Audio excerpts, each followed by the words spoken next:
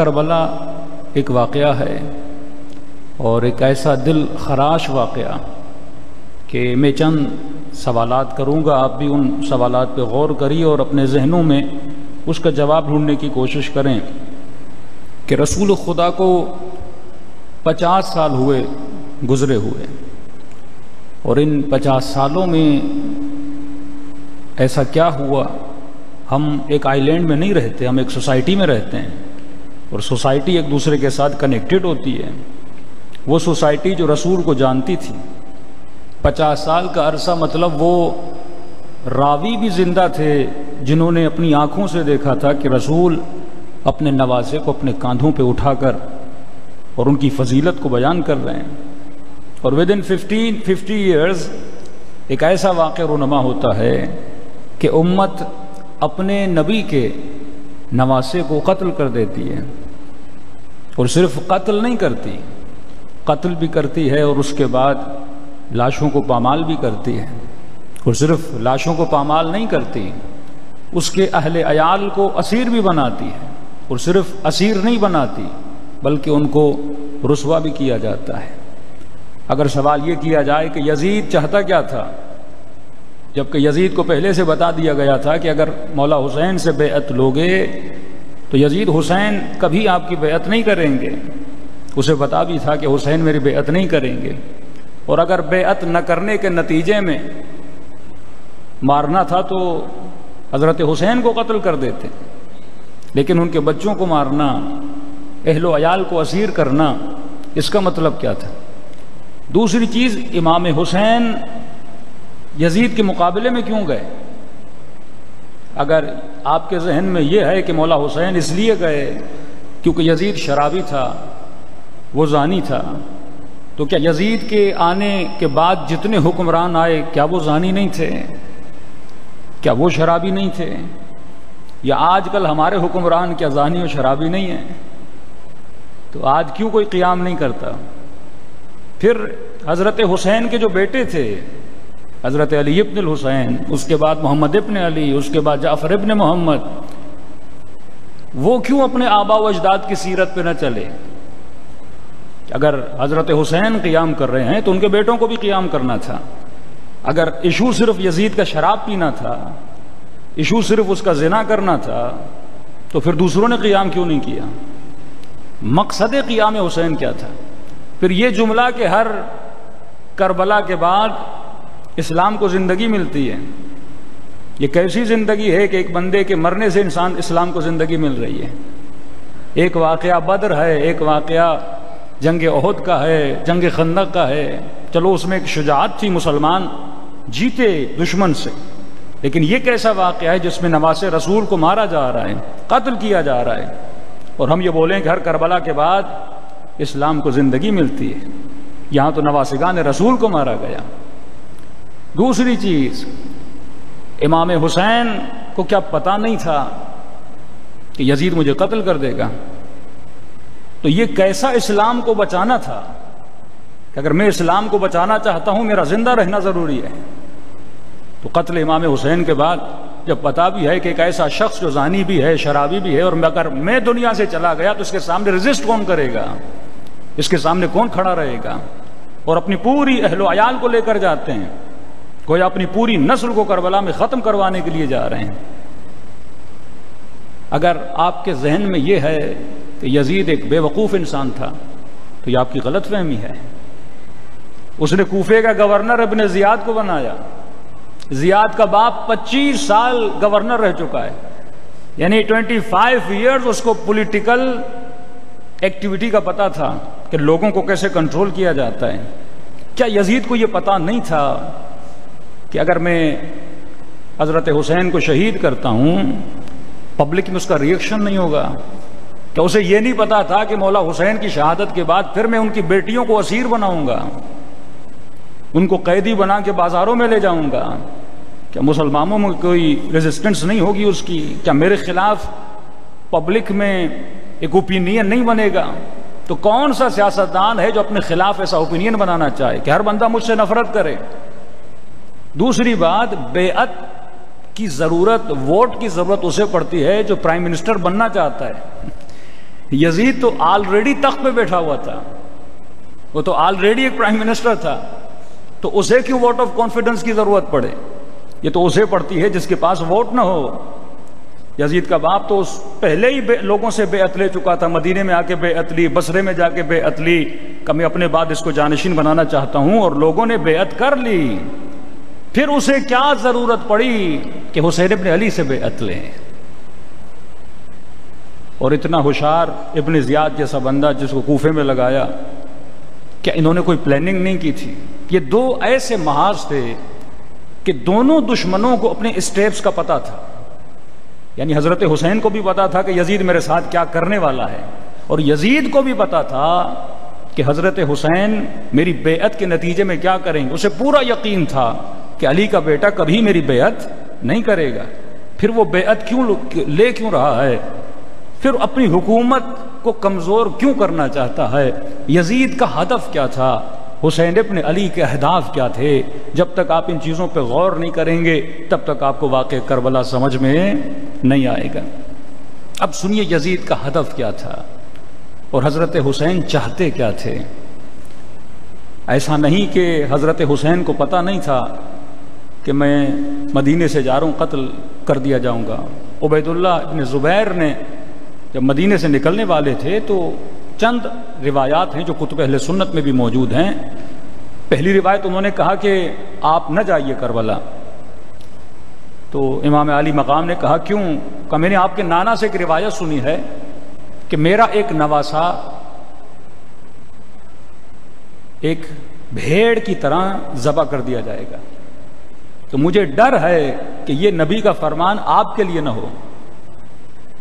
تو حضرت حسین تھوڑا مسکرائے، فرماتے ہیں تو نے یہ روایت میرے نانا سے سنی ہے جبکہ تو باہر والا ہے، میں تو گھر کے اندر والا ہوں، کیا میرے نانا نے یہ چیزیں مجھے نہیں بتائی ہوں گی؟ مجھے سارے واقعے کا پتہ ہے۔ پھر جب جانے لگے عبید اللہ ابن عباس نے کہا کہ حسین اگر جانا ہی ہے اور آپ کو پتا بھی آپ کے ساتھ کیا ہونے والا ہے، کم از کم اپنے ساتھ اہل و عیال کو نہ لے جائیے، کم از کم اپنے ساتھ خواتین کو نہ لے جائیے۔ یہاں پہ امام حسین کا جملہ تھا، فرمایا میرا خدا یہ چاہتا ہے کہ یہ گھرانہ اسیر بنے اور میں خدا کی رضا پہ راضی ہوں۔ مطلب سارے اسٹیپس کا امام حسین کو پتا ہے۔ بیعت کیوں لینا چاہتا تھا یزید؟ یزید کے اشعار ہیں، آپ تمام تر علماء اہل سنت سے بھی سنتے ہیں، وہ برملا منبر پہ کہتا تھا نہ کوئی وحی آئی نہ کوئی رسول آیا، یہ سارا وہ ڈھونگ تھا جو بنو ہاشم نے رچایا۔ مطلب وحی کا منکر، رسالت کا منکر، خدا کا منکر۔ اب اس کا پلان کیا تھا؟ ایشو یہ نہیں تھا کہ یہ شراب پیتا تھا، زنا کرتا تھا، اس کا پلان یہ تھا کہ میں اسلام کی جڑوں کو ختم کر دوں، یعنی 50 سال کے بعد لوگوں کو بے دین بنا دوں، اور جب تک اس کو وہ لیگل حیثیت نہیں ملتی کہ جب میں حسین سے بیعت لے لوں گا تو میری ایک لیگل حیثیت بن جائے گی، لوگ کہیں گے اسے نواز رسول نے ایگری کیا اس کے ساتھ، اس کے بعد اس کا پلان یہ تھا کہ میں لوگوں کے دلوں سے اسلام ختم کر دوں، بولوں کہ نہ کوئی وحی آئی نہ کوئی نبی نازل ہوا۔ دوسری چیز، اگر حسین نے بیعت نہیں کی تو حسین کو قتل کروں گا، لیکن قتل کرنے کے بعد لاش کو پامال کرنا، کہ فرماتے ہیں 300 گھوڑے نبی کے نواسے کے جسم سے دوڑ کر چلے گئے۔ یہ ساری روایت کتب اہل سنت میں موجود ہیں۔ اور صرف قتل نہیں کیا، سر کاٹا، اور سر بھی کس طرح کاٹا؟ آگے سے نہیں کاٹا، پیچھے سے کاٹا، اور کاٹنے کے بعد نو کے نیزہ پہ سوار کرا دیا گیا۔ اس کے بعد اہل و عیال کو اسیر بنایا، اور اس کے بعد وہ جوان جو امام حسین کا بیٹا تھا جن کا نام تھا علی اکبر، کہ جن کے لیے روایت ملتا ہے خلقن و خلقا، یعنی جب بات کرتے تھے تو ایسے لگتا تھا رسول بات کر رہے ہیں، جب چلتے تھے تو ایسے لگتا تھا رسول خدا چل رہے ہیں، شبیہ رسول۔ آپ کے سامنے ایک پلاسٹک کا گلاس بھی ہو نا، اور اس گلاس پر اگر مدینہ چھپا ہوا ہو، اس گلاس پر کعبے کی تصویر چھپی ہوئی ہو، اس مجمع میں کسی مسلمان کو یہ بولا جائے یہ گلاس ہے، جسٹ ایک پلاسٹک کا گلاس ہے اور اس پہ کعبے کی تصویر ہے، اس پہ علیہ باللہ پاؤں ڈالو، کوئی مسلمان یہ گوارا نہیں کرے گا، اتنی عزت ہے۔ اگر آپ کو پتہ بھی چلے کہ لاہور میں کوئی رسول کا بال ہے تو صفیں لگ جاتی ہیں، لائنیں لگ جاتی ہیں کہ ہمیں نبی کا بال دیکھنا ہے۔ آپ کو پتہ چلے کسی میوزیم میں علیہ نے رسول ہے، یعنی 1400 سال کے بعد آپ کی عقیدت ہے۔ اس زمانے میں عقیدت تھی یا نہیں تھی؟ عقیدت تھی، یہ نہیں کہ آل رسول سے عقیدت نہیں تھی۔ یہ کرنا کیا چاہتا تھا؟ پہلا یہ کہ میں ایک لیگل پوزیشن حاصل کروں آل رسول سے بیعت لے کے، اس کے بعد اسلام کی جڑوں کو ختم کر دوں، دین کی جڑوں کو ختم کر دوں، یہ بولوں کہ نہ کوئی وحی آئی نہ کوئی نبی آیا۔ اگر وہ بھی نہ ہوا تو میں حسین کو قتل کروں، قتل کرنے کے بعد اتنی توہین کروں۔ دیکھیے کورونا کے دنوں میں لوگوں کا ایمان بڑا کمزور ہو گیا تھا، کہتے تھے اگر خدا ہے تو شفا کیوں نہیں دے رہا، اللہ ہے تو لوگوں کو بچا کیوں نہیں رہا۔ دھڑا دھڑ لوگ مرتے جا رہے تھے، اسپیشلی کچھ مسلم کنٹریز میں سب سے زیادہ اموات ہوئی، تو لوگوں کا ایمان بڑا کمزور ہو گیا۔ تو لوگوں کا ایمان تھا رسول پر، اور یہ ہے نبی کا نواسا، اس نبی کا نواسا جو اللہ کا رسول ہے، اور اسی نبی کے نواسے کے سر کو نوک نیزہ پہ رکھا گیا۔ اب عام بندہ دیکھے گا، وہ کہے گا یہ کیسا دین ہے جو خدا اپنے نبی کے نواسے کو نہیں بچاتا، الیاذ باللہ، وہ خدا مجھے کیسے بچائے گا؟ یعنی وہ تصور اس لیول تک لے جانا چاہتا تھا کہ دنیا دیکھے نبی کی نواسیوں کی چادریں چھینی گئیں، اسیر بنا کے بازاروں میں لایا گیا۔ وہ شخص جو شبیہ رسول تھا، کہ ایک بندہ گلاس پہ پاؤں نہیں رکھتا، لیکن شبیہ رسول جو امام حسین کا بیٹا تھا، عربن عربا روایات میں ہے، اس کے جسم کے ٹکڑے ٹکڑے کر دیے گئے۔ حضرت حسن جو رسول کا دوسرا نواسا، اس کا بیٹا جناب قاسم، کہ فرماتے بار بار 13 سال ایج تھی، بار بار اپنے چچا کو بلاتے تھے، امام حسین بار بار جانا چاہتے تھے، لیکن لشکر اتنی تیزی سے حملہ کر رہا تھا، اور جب اپنے بھتیجے کے لاشے پہ پہنچے تو کہنے لگے کہ حسین کیا کرے کہ بھتیجا بلا رہا ہے، لیکن میں اس وقت پہنچا ہوں کہ اب میرے آنے کا کوئی فائدہ نہیں ہے۔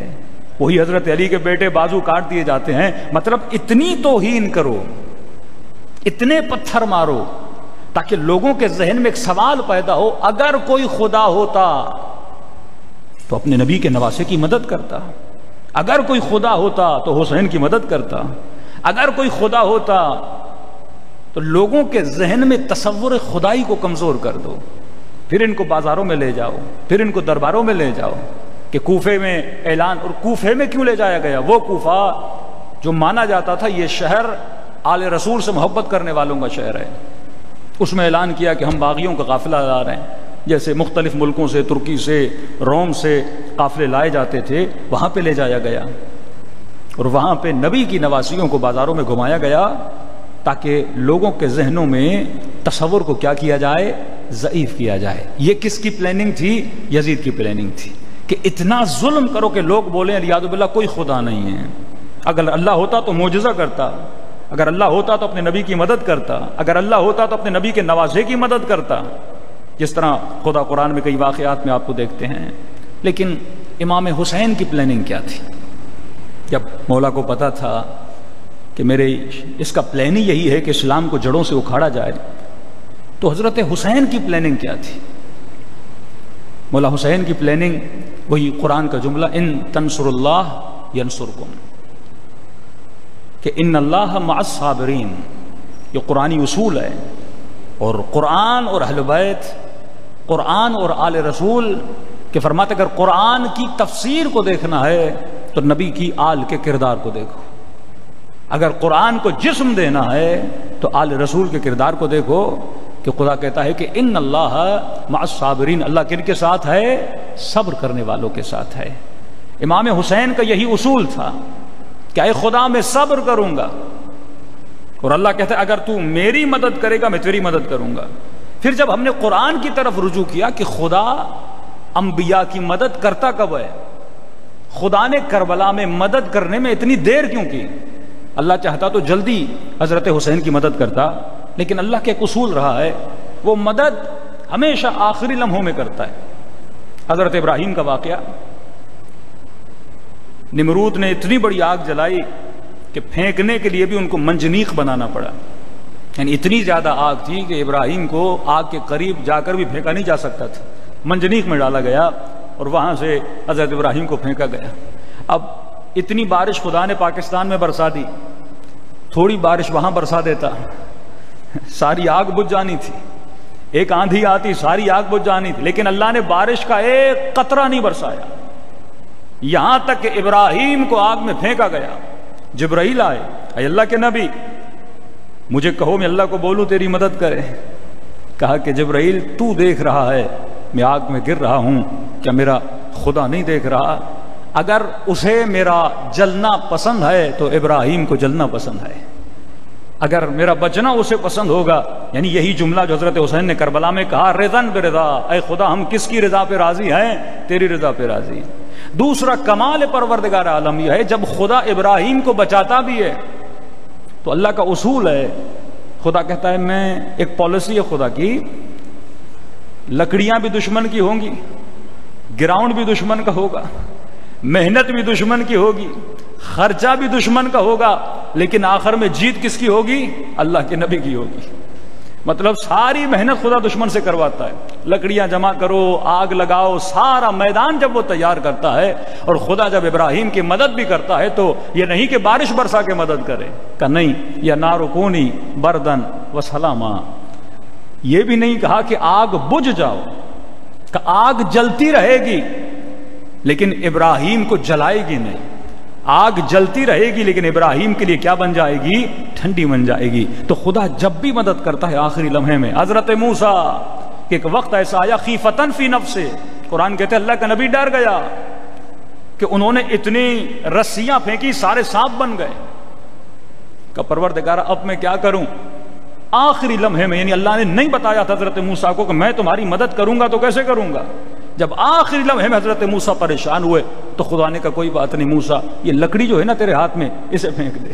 ایک چھوٹی سی لکڑی نے سارے اژدہا کو کیا کر دیا؟ ختم کر دیا۔ حضرت عیسیٰ، وہ لمحہ آیا کہ وہ اللہ نے شبیہ بنا دی، لیکن اس حد تک پہنچے کہ اللہ کے نبی کو سولی پہ چڑھانا تھا اور انہیں قتل کرنا تھا۔ اللہ نے ان دی اینڈ اس کو کہاں پہ بلایا؟ آسمان پہ بلایا۔ رسول خدا، ایک وقت آتا ہے کہ دشمن نبی کے گھر میں، نبی کے بستر کے قریب آتا ہے، یعنی اگر نبی ہجرت نہ کرتے وہاں پہ رسول خدا کو علیاذ باللہ قتل کر دیا جاتا، لیکن اس عین وقت میں بستر رسول پر علی المرتضیٰ کو سلا دیا جاتا ہے۔ اسی طرح واقع کربلا ہے۔ اللہ دکھانا چاہتا تھا اگر میں کسی کو اپنی حجت بناتا ہوں تو ایسے نہیں بناتا، اگر میں کسی کو ویلیو دیتا ہوں تو اس نے پروف کرنا ہوتا ہے۔ اگر اللہ نے مجھے اپنی حجت بنائی ہے، اللہ نے مجھے اپنا نبی بنایا، اللہ نے ولی بنایا ہے، تو میرے اندر یہ کیپیسٹی تھی ولی بننے کی، میرے اندر یہ ایبیلٹی تھی ولی بننے کی۔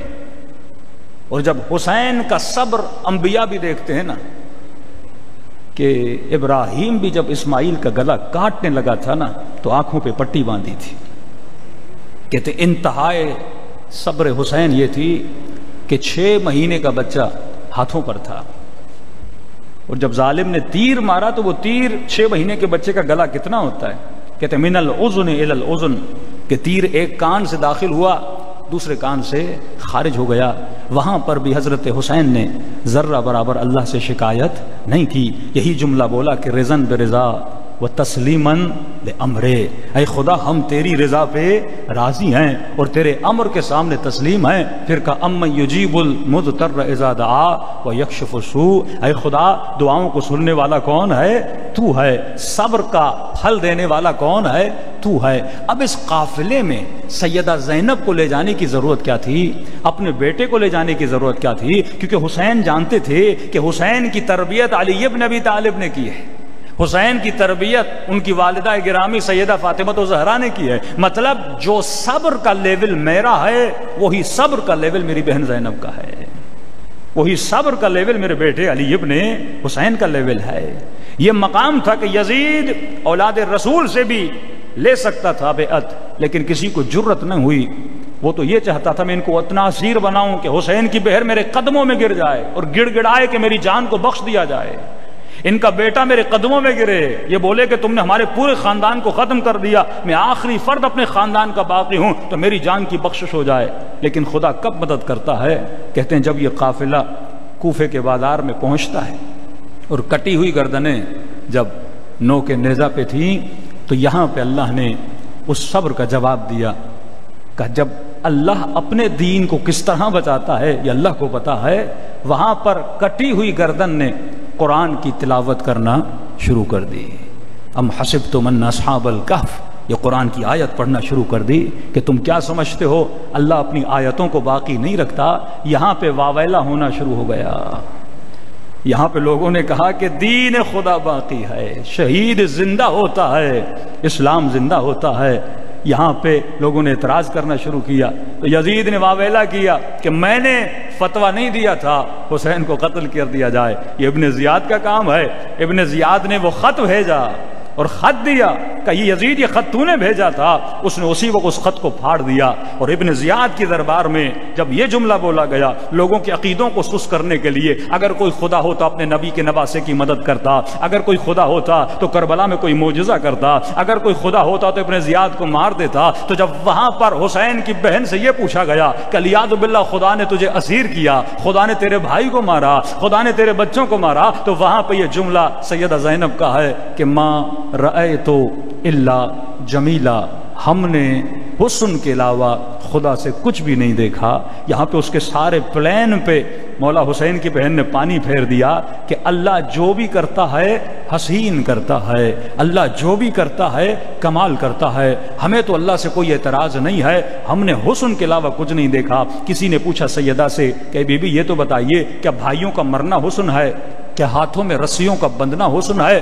سیدہ فرماتی ہیں نہیں، یہ حسن رضا ہے، خدا قادر مطلق ہے، اگر چاہتا تو بچاتا، لیکن اگر وہ اس چیز پہ راضی ہے تو رضا بالرضا و تسلیما لامر۔ صلوات پڑھے محمد و آل محمد۔